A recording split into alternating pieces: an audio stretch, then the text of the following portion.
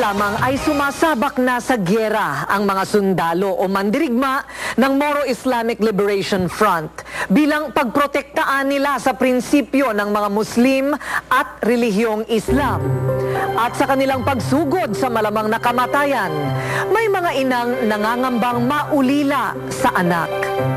Habang pakikipagsagupa at proteksyon laban sa militar ang pakay ng mga sundalong MILF, paano naman poprotektahan ng mga nanay na tulad ni Noraida Delinogen at Abdallah Hamil ang kanilang mga supling laban sa karahasan ng isang digmaan?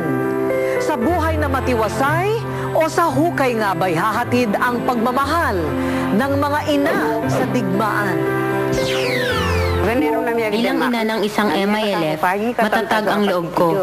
Isang malaking karangalan na mamamatay ang aking anak, isang martir sa digmaan para sa pakikipaglaban sa Islam.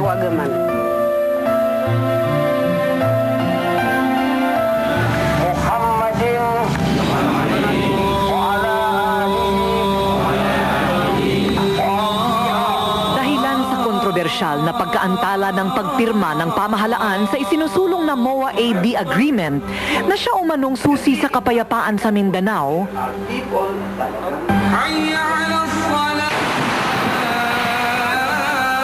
muling sumiklab ang digmaan sa pagitan ng mga militar at Moro Islamic Liberation Front o MILF taong 2008.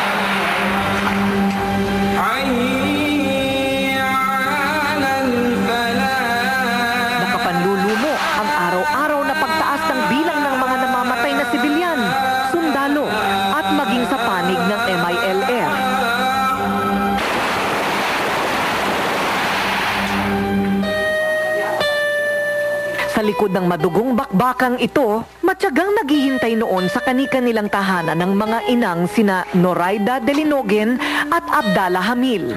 Ang kanilang mga anak ay miyembro ng MILF na sumabak sa gyera. Allahu Akbar! Allahu Akbar!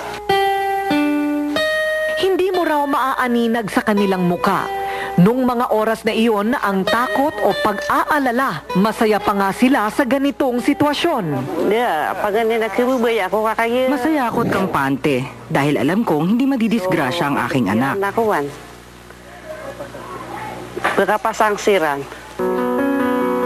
Bilang ina ng isang MILF, matatag ang loob ko.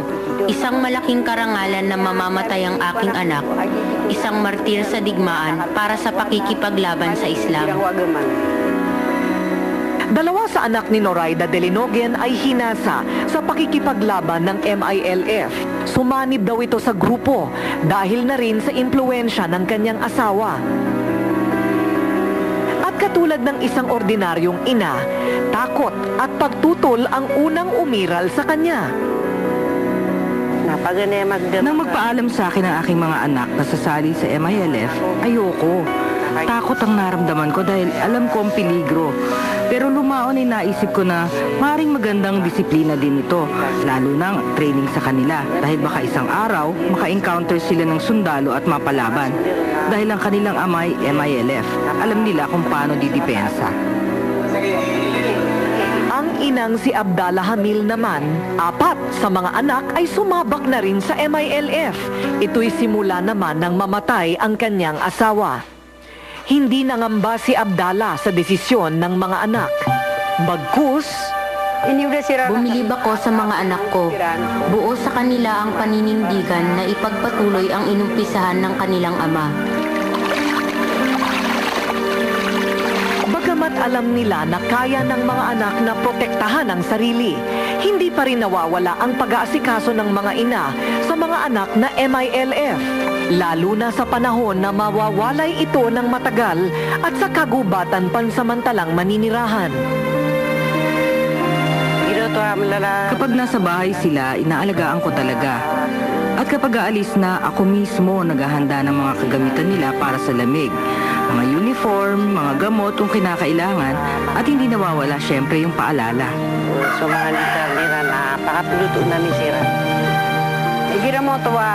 Kapag may order sa High Command, ako na mismo ang nag-aayos ng mga gamit nila. Uniforme. Minsan nga pati baril na gagamitin sa operasyon. So, para sa pamana, kaplila ka wirano pamana, gusto wirano. Tulad din ng ordinaryong mga nanay, nangangarap din ang mga tulad ni na Abdallah at Noraida na makasama ang kanilang mga anak sa tahanan, kapwa mga sundalo ng MILF. Makasamang kumain, makasamang matulog, malayo sa sakit at peligro. Ngunit habang nananatili ang kaguluhan sa Mindanao, alam nilang ito ay imposible dahil prioridad ng mga anak na MILF ang manatili sa kagubatan, puspusang magsanay sa paghawak ng armas at kung kinakailangan ay ialay ang sariling buhay para sa ipinaglalabang lahing Bangsamoro. Pangarap din ni Noraida at Abdallah na sanay magkaroon ng pagkakataon ng mga anak na makapag-aral. Si Noraida nais na maging mga abogado ang mga ito. Engineer naman ang gusto ni Abdallah.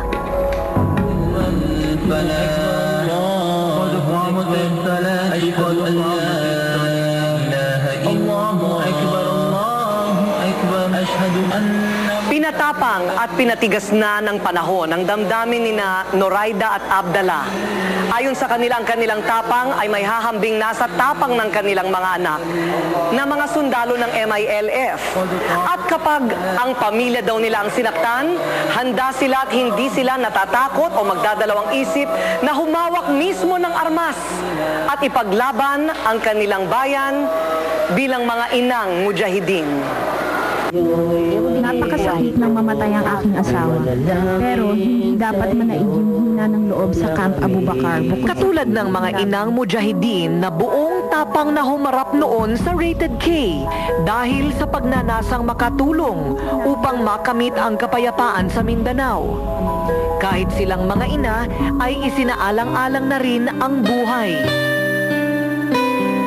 Pangarap kami sa gobyerno na Kaya naming makipagtulungan sa gobyerno. Sana lamang ay buksan at maging totoo na sa pagkakataong ito sa usaping pangkapayapaan. mga mata amin na naya kami sa Hanggat hindi natatapos ang gera, marami pang inang katulad namin na magsasakripisyo. Marami pang mga anak namin ang magbubuwis ng buhay. na lumintad so mga pamilya ni mga Nais na rin naming magsimula ng hanap Yagan buhay. kami na makapag-eskwela siran na makapag-eskwela siran.